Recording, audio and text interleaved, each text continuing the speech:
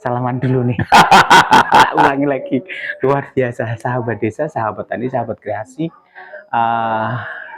Kita bertemu langsung dengan Prof. Budi Raharjo. Prof, yang saya topinya agak diginikan, Prof. Wah, dan gitu nggak dengar. Nah, jadi kita sebenarnya belum begitu akrab, tapi ada kasus. Nah, kasusnya apa? Mau tahu? Jadi 1,5 tahun yang lalu atau 2 tahun ya, Pak ya? Pas Chandra itu? Ya sekitar 2 tahun lah. 2 tahun yang lalu saya membuat konten beliau ketika membuat kalau pas itu pupuk ya. Pupuk organik. Ya, sebetulnya bukan pupuk itu sih, ya? Bukan. Itu enzim dan asam amino. Cuman untuk bahasa lebih mudahnya untuk ke petani, saya bilangnya pupuk. Padahal itu bukan hanya sekedar untuk tanaman ya. Jadi ketika itu kita mengambil video kegiatan beliau itu juga asal, tapi luar biasa sebulan terakhir ini sangat, saya nggak tahu, entah dari mereka mungkin yang paham betul tentang organik ya, pengolahan dan termasuk herbal. Nah, Prof, sebenarnya saya mau tanya, Prof, sebenarnya apa sih, Prof, motivasi jenengan itu apa, Prof, terkait dengan herbal, organik, dan tentunya pertanian? Sederhana saja nih. Saya ingin hanya orang sehat ya, tidak tergantung apa, tidak tergantung pada, karena itu prinsip hidup saya. Saya tidak pernah tergantung pada siapa-siapa kecuali pada Allah. Satu. Yang kedua, Allah menemukan saya dengan beberapa banyak formula yang akhirnya saya membawa bahwa ini harus saya sebarkan ya, karena dari keyakinan yang saya imani, terutama di bidang pertanian, Mas ya. Hari ini apa yang kita makan, ya dari dulu sejak adanya revolusi hijau, sebetulnya apa yang kita makan itu kan kandungan kimia dan pestisidanya dari bahan-bahan yang kita makan itu banyak. Ya, karena kita sudah meninggalkan fondasi. Banyak, imam bukan banyak, memang banyak ya, imam terdahulu ngendika. Kalau kita mau nguri-uri lemah, ya tanah, itu seperti kita merawat ibu kita sendiri. Kenapa? Di Al-Mu'minun jelas di Al-Quran ya, kita terbuat dari saripati tanah. Dan kewajiban kita untuk memakmurkannya. Nah, tapi yang kita lakukan hari ini tidak, kita justru ngeracuni. Satu. Yang kedua, saya ingin memberikan pemahaman pada petani-petani bahwa pekerjaan petani itu bukan sekedar pekerjaan yang bisa hanya galian gitu ya, tapi petani ini bukan, itu implementasi ibadah. Luar biasa ya. Dan yang dihasilkan oleh petani itu kan untuk memberi makan banyak orang, bukan hanya manusia, gitu. Nah, kalau yang dihasilkan itu ada kandungan pestisidanya, ada kandungan kimianya, kira-kira haram atau enggak? Dilihat dari sisi agama yang kita yakini, ya kan? Masuk makan racun tidak haram? Haram. Karena kita suruh jaga kesehatan ya. Lah iya, merawat tubuh itu kan ibadah. Oke. Iya toh? Luar biasa. Merawat tubuh itu kan ibadah. Jadi ketika bisa memahami itu, insya Allah itu yang dihasilkan oleh petani itu harus produk-produk yang bebas dari itu tadi. Satu-satunya jalan hanya dengan organik. Kalau dengan organik itu kita menyuburkan, memakmurkan, ya. Artinya kita melakukan sunatullah. Dan ketika kita melakukan sunatullah, insya Allah Allah sendiri yang akan menjaga dan memeliharanya. Jadi di konsep saya tidak ada pestisida. Pestisida ini namanya aja pestisida. Itu obat pembasmi hama. Boleh kita dalam Al-Quran atau dalam ajaran yang kita imani membasmi sesama makhluk, nggak boleh. Hadisnya juga ada toh. Manusia menanam tumbuhan, dimakan manusia, dimakan binatang, sesungguhnya itu adalah sedekah. Lah mau dipangan manuk ae. Gak oleh. Sing dipangan piro sih? Tapi selalu aja itu kan masih mangane oke. Kuwi dongomu. Karena kekhawatiran itu yang ucapan jadi apa itu kan doa. Yes, yes. Ya kudu ngomong. Jadi harus ikhlas kita. Ya harus ikhlas dong. Makan manuk ya memang. Ya sudah sedekah. Sedekah kita gitu ya. Iya, itu insya Allah Luar benar. Artinya tetap Iya, ya. bisa dibuktikan karena banyak petani saya yang tadinya menganggap bahwa itu cobanan, saya bilang itu kan. Iya. Sampai saya bilang gini, engko nek nganti produkmu sing wingi piro 5 ton, ya wis. Engko nek nganti kurang 5 ton, kurangane tak menehi. Dengan tidak usah menggunakan Tidak usah kimia, tidak usah ini, ora sambuk kukup pakai jari. jaring. Iya. Coba. Tahu nggak yang terjadi? Panen tetap 5 ton. Oke. Kalkulasi Allah tidak akan mungkin meleset. Beda dengan kalkulasi kita. Kalkulator kita kan nggak jiji tambah jiji loro. Tidak ada istilah itu kan kalau dulu pakai pestisida, Ya, terus pakai yang herbal, Iya. itu kan dikit-dikit dulu. enggak juga. 65%. Yalah, gila caranya menungso. Oh, Jadi gini, maksudnya terus separuh organik, separuh kimia. campur. Itu dari saya.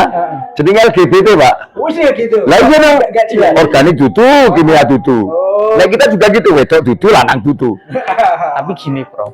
Ini kan kalau ibaratnya orang berjalan itu kimia itu kan sudah dalam perjalanan ketika kita menuju Semarang deh. Iya, Kimia itu wis tekan menuju kotanya Semarang. iya. Nah, bagaimana untuk merubah itu? Artinya kan butuh frontal ini, Pak. Bagaimana? Lah iya harus hijrah. Namanya hijrah, terus cita-cita. Total berarti, Pak. Ya total. Mau. Masya Allah. Modal kita hanya satu, bismillah. Iya, iya, iya. Tapi ketika kita mau hijrah untuk menjalani sunatullah, itu tadi. Insya Allah Allah sendiri yang akan merawat dan menjaga. Saya percaya dengan nanti. Teori manusia atau Al-Quran. Itu tinggal keyakinan. Ini loh ya. Itu keimanan yang kita yakini. Jadi jangan keyakinan itu yang membuat kita diuji dengan kekhawatiran, ya toh? Iya, iya. Dalam Al-Quran ada itu. Ya suka khawatir. Kuncinya kalau kita nggak khawatir, wis toh. Pasti. Oke. Tapi kita ini alasannya dari manusiawi, gitu kan? Lah kita tidak bicara tentang manusiawi nih. Heeh. Kita bicara tentang tauhid ini. Lah kok wedi? Oke. Oke, Prof. Ini katanya abot, Prof. Kalau untuk orang awam berat ini, Prof. Enggak juga sakjane. Ya, Keyakinannya. keyakinan itu yang penting. Aku sendiri petani, Iya. tapi belum. Nah, iya kan? Iya. Orang bulat gitu ya. Iya kan? Kemarin itu kan Ah, pakai- masih takut tuh. Wah, Lihat aku tuh gaweane menungso. Iya. pakai Ini contoh ya. petaninya loh ya. Ayo ya, Ah. NPK. Oh itu ya. Tinggalin, Pak. Gitu, Bismillah. Modalnya satu, bismillah. ya. Ya, ya. Kurang apa sih kita dikai modal paling mudah kok. Masya Allah. Iya. Ya ini keyakinan. Nah sekarang saya tak takon. Ketika jenengan melakukan itu, padahal jenengan ya sholat, Iya. sholatnya kenceng. Oh iya, ya. kono. Loh iya toh? Loh iya. Iya, iya, iya. Ibadahmu kenceng, iya toh? Tapi sembuh hasil kayak gitu. Itu asal usulmu ini. Iya, iya, ya. Subhanallah. Masya Allah. Lah, jenengan sudah ngelanggar ayat loh. Iya, nggak takut kok ngelanggar. Padahal kita suruh menyebarkan walaupun satu ayat. Bukan berarti terus untuk sokoliannya terus coba tuh di share. Bukan itu. Menyebarkan satu ayat, walaupun satu ayat. Itu kan implementasi dalam kehidupan. Sahabat desa luar biasa. Ini mesti kita harus selain belajar harus mempertebal iman ya. Loh, iya itu kuncinya. Ternyata bertani yang dipokoknya adalah iman dulu ya. Betul. Karena terkait dengan saya sampai kemeringet KB ini. Cina aja melakukan itu kok. Betul, betul. Jadi saya kembali flashback tadi saya sampaikan bahwa seminggu lalu saya ditelepon langsung dari orang Jepang, Yeah. orang Indonesia tapi Yeah. dari Jepang. Beliau memang totalitas untuk bagaimana memakan dari tanaman yang semuanya organik. Iya. Begitu saya sempat Yeah. singgung terkait dengan ada hidroponik dia pun no. Hidroponik loh, padahal Iya. semi ya, no. Begitu dia menghargai betul tentang kualitas dari organik. Hindu. Ini orang Iya loh, orang Hindu dulu. Ya, iya, luar biasa. mereka yakin tuh. Masa kita yang dikasih ini nggak yakin gitu. Ya, sebetulnya agama apapun ya. Agama ini kan universal ya. Apalagi kita. Iya, iya. Katanya Islam adalah rahmatan lil alamin. Harusnya ucapan, tindakan kita juga rahmatan lil alamin.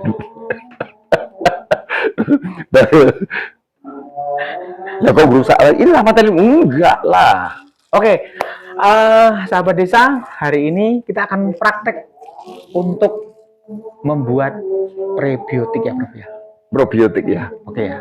Nggak tahu apa ini nanti yang di ini kan. Kita Karena nanti bisa langsung. saya tidak tahu apa. Ketika saya diundang ke sini saya nggak tahu arep gawe apa. Siang hari ini kita awali dengan umul Quran dan menyenangkan. Semoga pertemuan ini kita selalu mendapatkan taufik dan hidayah dari Allah Subhanahu Wa Taala dan mendapatkan ilmu yang bermanfaat. Amin. Begitulah bagi sahabat Rasulullah Al-Fatihah. Bismillahirrahmanirrahim. Alhamdulillahirabbil alamin arrahmanirrahim maliki yaumiddin. Iyyaka na'budu wa iyyaka nasta'in ihdinas siratal mustaqim. Shiratal ladzina an'amta 'alaihim. Terima kasih, demikian pengantar dari kami.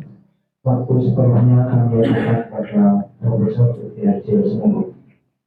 Bismillahirrahmanirrahim. Assalamualaikum warahmatullahi wabarakatuh. Sebetulnya memang saya nggak tahu kalau hari ini jadi. Saya hanya dikata beliau bilang, kapan bisanya? Saya lihat satu hari, saya bisanya hari Minggu. Karena kemarin saya kan belum dikabari jadi atau enggaknya. Oh ya, nanti saya iniin apa tempat dan ininya menyusul, nggak dikabarin lagi. Tiba-tiba kemarin saya ditelepon relawan saya. Oh, pelatihan ya? Pelatihan di mana? Di Gedangan. Masa sih? Aku nggak dikabarin ya, aku gitu kan. Makanya terus WA. Karena saya udah karena nggak dikabarin, saya terlanjur diminta Mas Nowo untuk ngisi di Masjid Agung Pancasila pagi, dan jam 9 saya juga harus ngisi di Kayu Arum 2 sesi. Karena 2 sesi, waduh, kok ini jadi gitu ya. Ya udah saya potong sebentar. Jam 11 saya bisanya ke sini. Setelah itu saya balik lagi ke Kayu Arum. Tapi alhamdulillah apapun ininya hambatannya, alhamdulillah hari ini kita bisa ketemu. Dan buat saya sih, saya tidak melihat banyak sedikitnya peserta, karena banyak kalau tidak serius ya nggak ada gunanya. Dan yang pasti hari ini saya berterima kasih sama Bapak Ibu semuanya. Karena apa? Panjenengan sudah memberikan jalan berkah untuk saya bisa berbagi. Karena sebaik ini pun yang kita lakukan, ketika kita mau berbagi tidak ada yang mau menerima, kan ya sedih. Makanya saya selalu tekankan buat anak-anak saya dan pada siapapun bahwa ketika kamu berbagi, yang pertama dilakukan adalah berterima kasih dengan yang menerima. Karena yang menerima itu memberikan jalan berkah untuk kita, bukan sebaliknya. Bahwa ketika memberi itu karena merasa bahwa kita memberi, kita merasa bahwa kita yang di atas. Seharusnya itu dibalik. Begitu juga ketika saya ditanyani ilustrasi sebentar, saya pernah ditawarin seorang kiai cukup sepuh, saya diminta untuk melakukan pelatihan di pondok-pondok pesantren. Nanti pesantren ini bayar gimana? Ya bayar, karena saya pergi kemana-mana ini kan pakai mobil, akomodasi, makan, gitu. Dan itu identik dengan biaya. Lah terus dapat saya apa? Kalau dengan cara seperti itu, kalau harus bayar. Lah, kan berbagi ilmu. Saya nggak berbagi ilmu itu. Wong mereka tuku kok. Berbaginya di mana? Lah saya bilang ke beliau, Mbak Kiai, saya mendapatkan ini, mobil rezeki dan ini, segalanya ini, itu untuk melakukan itu. Bukan saya melakukan itu untuk mendapatkan ini. Jadi tolong itu dibalik Mbak Kiai, konsepnya. Saya diparingi rezeki itu untuk melakukan itu.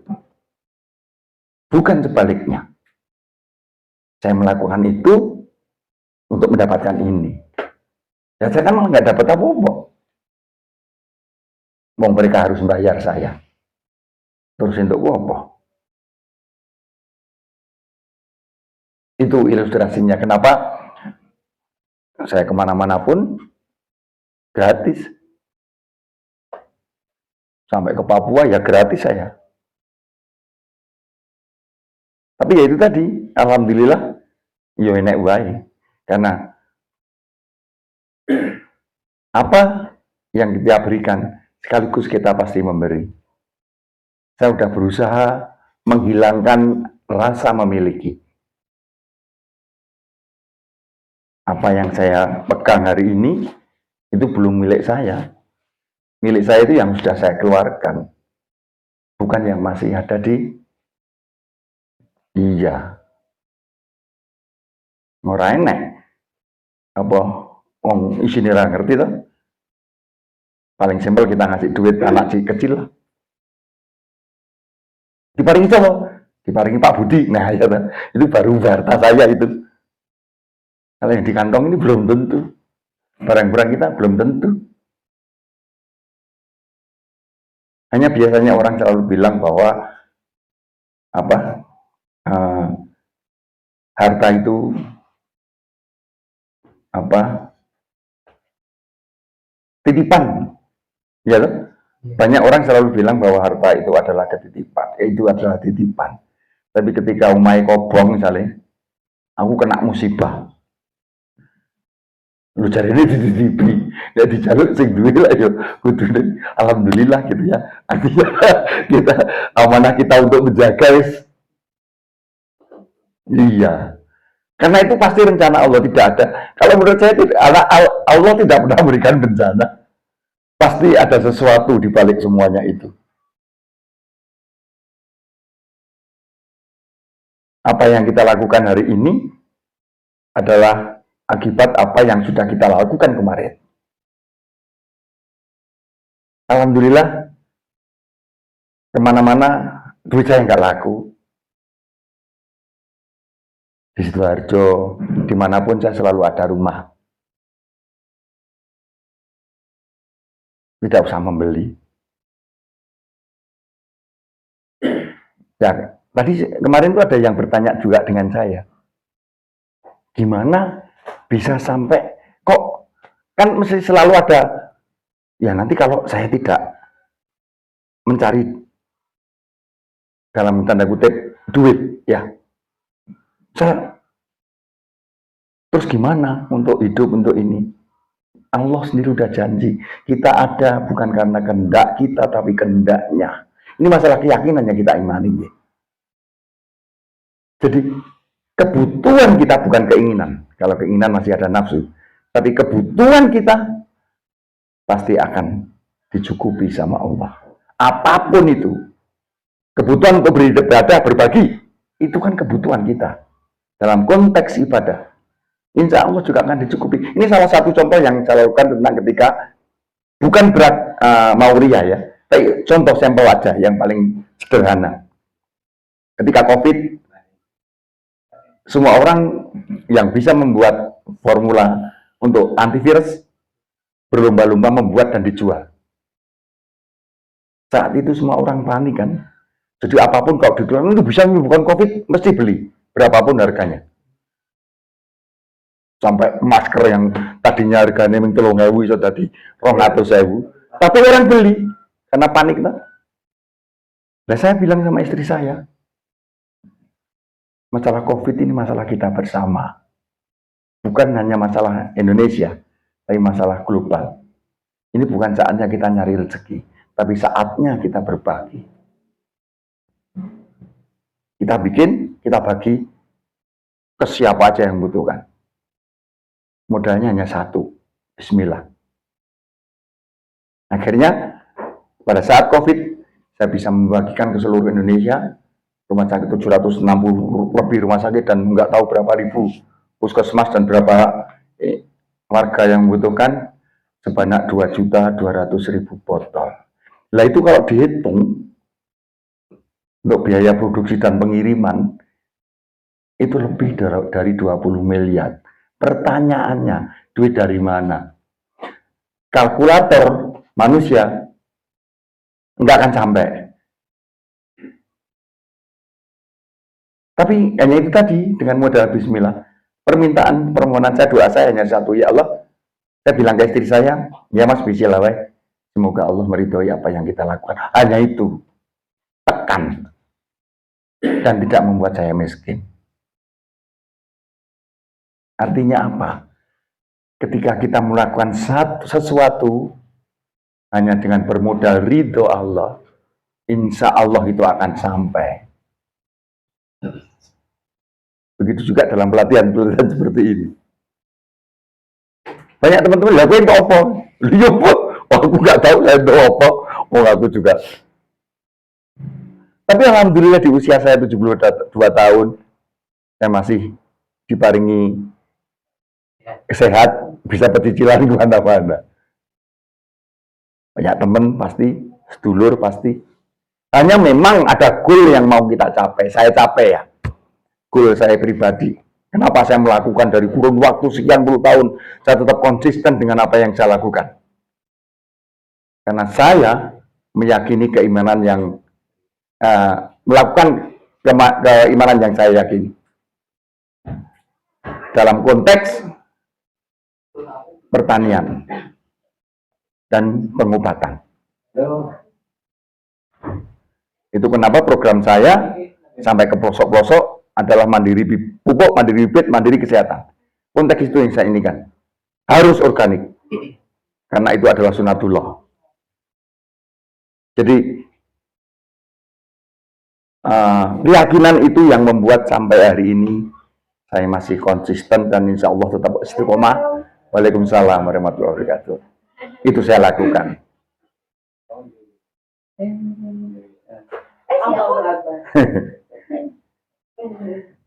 Jadi hari ini pelatihan apa ibu-ibu? Membuat imunan. Membuat biometa sudah bisa kan? Nah, kalau membuat biometa sudah bisa, seharusnya immunity platinum juga sudah bisa. Karena hanya tinggal meningkatkan. Kalau biometa kan masing-masing 1 kilo, gitu? Kedeli 1 kilo. Ketambah 1 kilo, ya? Di sekolah kami belum pernah pelatihan membuat biometa. Sudah nanya itu enzimatik probiotika itu. Ya, pupuk juga. Iya. Itu sama, Bu. Jadi gini, kenapa? Iya, kenapa saya bilang? Karena untuk petani, bahasa yang paling sederhananya itu adalah pupuk. Padahal sebetulnya, kenapa kita ketinggalan jauh dengan negara lain? Di kita ini masih berpikir kalau bertani yang dibutuhkan pupuk NPK dan sebagainya. Bukan itu. NPK sudah banyak di tanah kita. Di bumi kita sudah banyak. Hanya dulu itu enzim, asam amino dan bakteri masih komplit. Sehingga bisa mengurai nutrisi yang sudah ada menjadi asam amino yang bisa diserap oleh tanaman. Hari ini hilang ini karena kelakuan kita dengan pemakaian pestisida dan iya. Hari ini kita masih pameran di internasional agro, ya. Dunia lain sudah tidak pameran pupuk. Di kita masih pameran pupuk. Ketika dikasih masukan, mbok seperti Malaysia, Thailand, Vietnam, alasannya loh, mereka dulu belajar dari kita. Iya. Cina pun itu belajar dari kita. yang sekarang teknologi pertaniannya, mungkin kita ketinggalan 200 tahun. Mereka belajar dari kita. Semua belajar dari kita, dari tanah Jawa, Jawa Dwipa. Perbedaannya hanya satu. Kita jongkok, mereka lari. Kita hanya senang dianggap, loh, mereka dulu belajar. Iya dulu. Ini podo karo, aku mbiyen sugih. Lah kenapa? Lah nek wis tahu sugih percuma. Iya kan? Percuma. Tidak mau menerima masukan atau perkembangan teknologi yang baru. Yang membuat saya sedih. Justru saya dipakai negara-negara asing daripada di negeri sendiri. Itu kenapa saya berusaha untuk mengajarkan keliling Indonesia untuk biar semua masyarakat Indonesia bisa membuat. Karena ini memang mudah. Bukan hal yang sulit. Ini saya di kegiatan sekolah tani di RTD rumahnya Pak. Rumah ada. Jadi apa yang dulu saya berikan pelatihan itu Bu, sama. Itu untuk manusia, tinggal tempatnya aja. Tempatnya kalau mau lebih higienis ya tempat yang misalnya galon gitu. Sama. Kecuali kalau pelatihannya itu enzim yang lain ya. Enzim kita mau membuat asam amino. Jadi mungkin bisa ini kan ilustrasi kenapa hari ini anak-anak kena stunting. Mana anak-anak SD tiba-tiba cuci darah, gagal ginjal. Anak-anak masih muda tiba-tiba gula darahnya tinggi. Itu dampak dari apa yang kita makan. Hari ini yang kita makan itu terkontaminasi dari kimia dan pestisida. Jadi apa? Sehingga secara genetik itu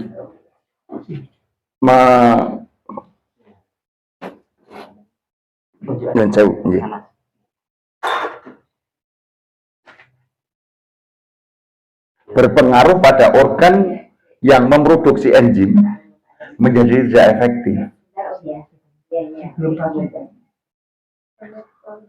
Sehingga nutrisi yang kita makan tidak bisa terolah sempurna menjadi asam amino.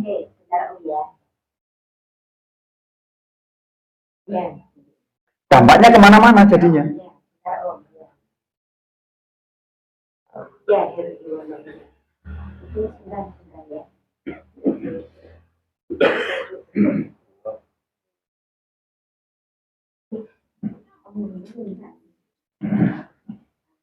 Ke stunting lah, ke gula lah, diabetes lah, ke jantung lah, ke ginjal lah, ke lupus. Kan banyak sekali hari ini, hanya dari itu. Dan kita bisa mengatasi itu dengan membuat sendiri enzim agar membantu produktivitas enzim yang dihasilkan oleh tubuh kita menjadi tercukupi dari enzim yang kita buat sendiri.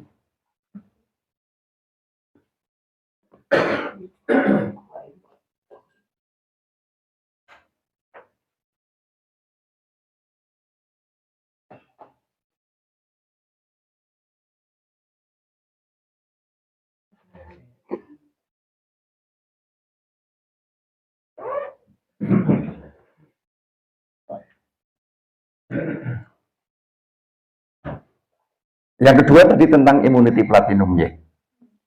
Immunity platinum itu bahannya sama persis, prosesnya sama persis. Hanya misalnya tadinya tempenya hanya sekilo, jadikan 2 kilo. Toge dari 1 kilo menjadi 2 kilo.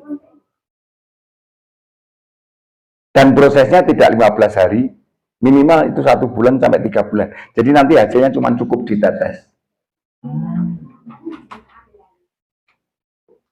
Nah, kalau mau bikin enzim tadi yang, karena kalau itu kan enzim ini kan kalau dimakan gak enak ya, kecut.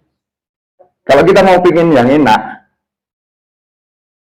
itu Bisnya madu, Pengganti molase. pengganti molase madu, tapi bahannya juga beda. Artinya kita bisa dari nanas. Nanas tetap dipakai nggih, seperti tomat. Jadi bermacam-macam buah bisa dicampur, kita ambil enzimnya aja. Ditarik dengan madu. Hanya sayangnya yang justru banyak belajar dengan saya ini orang-orang asing. Saya kadang-kadang sedih, bangsaku ini susah pakai di ini. Padahal itu murah, gampang.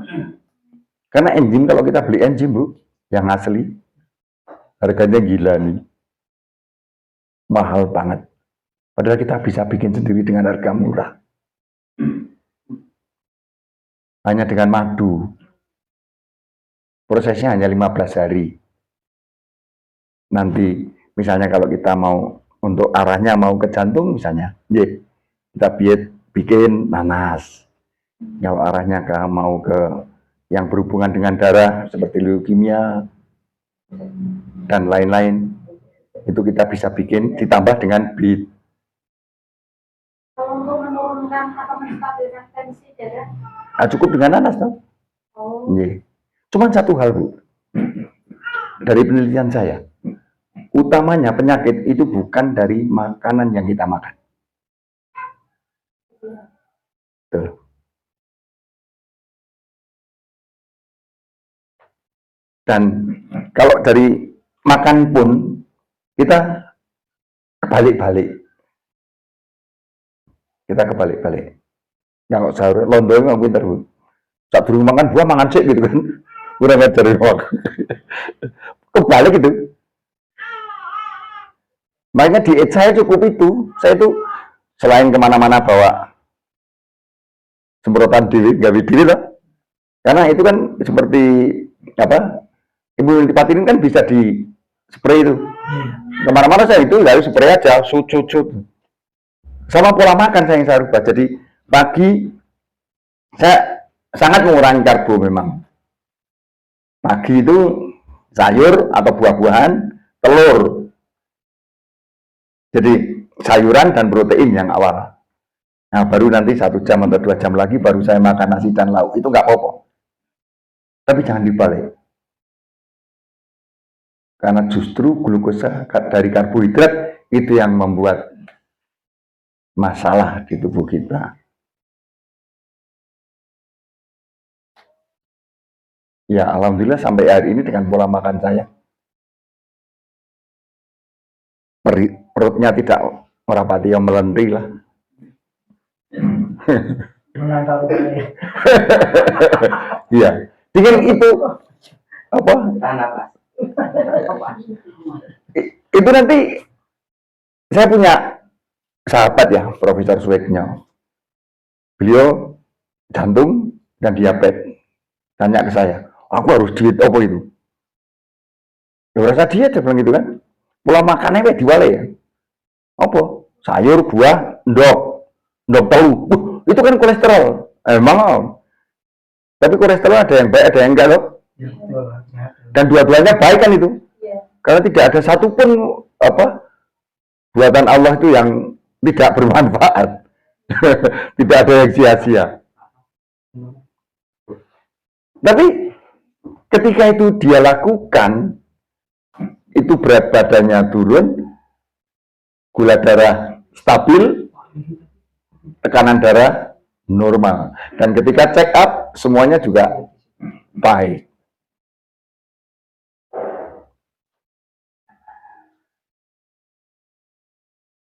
Kalau untuk bikin immunity platinum, barang-barangnya sudah ada. cuma porsinya sesuai dengan kemarin itu Kan penjaringan memberikan porsinya 2 kilo lagi.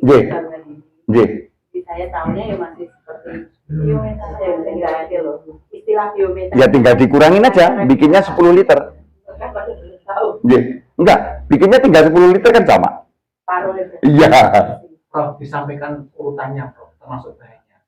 Nah, kalau bahan-bahannya tetap ya, molasses, air kelapa, toge, tempe, nanas, dan Saccharomyces, bakteri. Yang kalau bahasa iklannya Vermipan lah. Nggih. Nggih. Kalau untuk immunity platinum tinggal ini kan mau bikin berarti separuhnya. Nggih, itu bisa dipakai untuk jadi separuh. 10 liter. 10 liter itu bisa untuk 1000 orang ya. Kalau dibagi. Karena tetes, nggih. Ampasnya bisa untuk parem. Pakai. Oh sorry, ya ada nanas. Nanasnya 3. 5 boleh. Ditambah aja pokoknya. Karena adanya 3 ya. Iya. Lanjut. Ya. Karena kan mau buatnya itu separuh resep sebenarnya hari ini. Jadi yang resep kemarin diparuh lagi. Oh, berarti 5 liter. Iya. Nggih, iya. Enggak apa-apa, tinggal ini aja. Hanya ini mungkin bisa 10 liter ada tak suruh ngambil gajinya, cuman yang lain yang tempe itu yang mungkin yang kurang. Tempe tambah. Oh, tempe ini Tempenya bisa tambahnya yang kurang sama molase. Sama nama. mulasanya saya beli 4 itu berarti 6 liter 6 liter. kurang. Kalau mau bikin 20 liter kurang. Kurang berapa itu? Kurang 2. 3. Seadanya lah. Seadanya aja. Gitu. Iya. Tapi kalau Iya. untuk resep kan tinggal faktor pengali ya. Nggih, tinggal Itu ya nanti. iya akumulasi aja. Nggih. Yang penting kalau satu resepnya untuk 10 liter itu kebutuhannya 10 liter itu kebutuhannya berarti molasenya berapa? 5. 5 liter. Nggih. Air kelapa 5 liter. 5 liter. Nggih. Toge 1 kilo, tempe 1 kilo, nanas 3 tetap. Nggih. Saccharomyces 3 aja. Nggih. Termipan 3 bungkus. 3 saset nggih. Hanya itu. Kalau satu resep 7 ya. Dalam? Nggih, kalau satu resep 7. Nanasnya kalau satu resep itu 6 atau 7? Apa? Nanasnya 6. 6 ya. Nggih. 7 juga lebih baik. Pitulungan ya. Tidak over gitu. Enggak ada over sebetulnya. Ini kan hanya patokan, Bu. Kelebihan enggak apa-apa.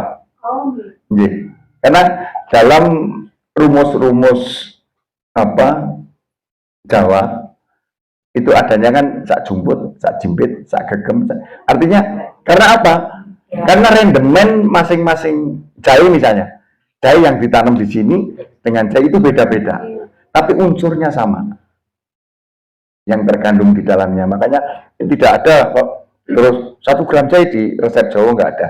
Sak jimpit, sak jumput, sak tegem, sak genggam. Iya kan? Jadi kan terbiasa kalau mau buat roti itu takaran Harus akurat gitu kan. Iya. Ini sama. Enggak. Kayak kita masak aja, Bu. Kan jangan terong gitu kan. Bumbunya iki kan. Yang penting unsur masing-masingnya tercukupi. Terus kemarin tuh masalah BPK, Nggih. mereka kan kemarin tuh masih menggunakan istilah yang pupuk Enzimatik protein. Jadi mindsetnya adalah ini adalah untuk pupuk. Untuk tanaman dan ternak.